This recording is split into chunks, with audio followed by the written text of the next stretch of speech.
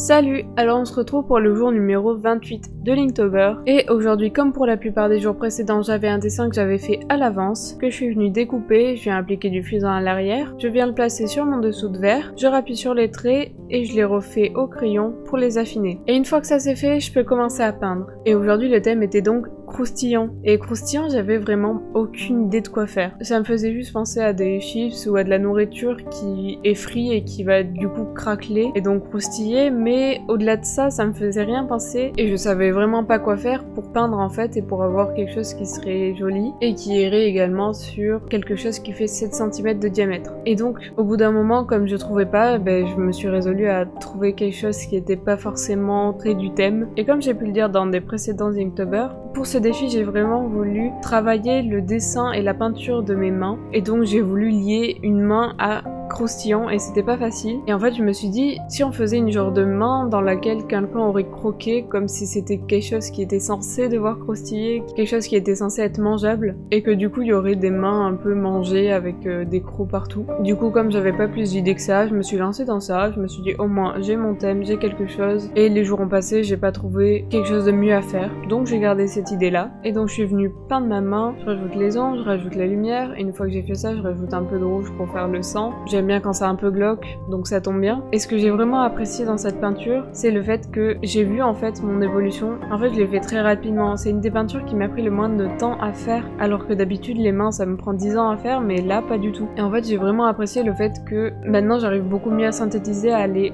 directement à l'essentiel, alors qu'avant je galérais à placer les couleurs, à placer les lumières. Et donc j'ai vraiment l'impression d'avoir progressé sur ça et ça c'est vraiment bien. Donc je sais pas ce que vous en aurez pensé, mais en tout cas, je suis assez fière de moi sur ce coup-là. Donc j'espère que vous aurez aimé. Dans tous les cas, on se retrouve dans une prochaine vidéo, donc à demain!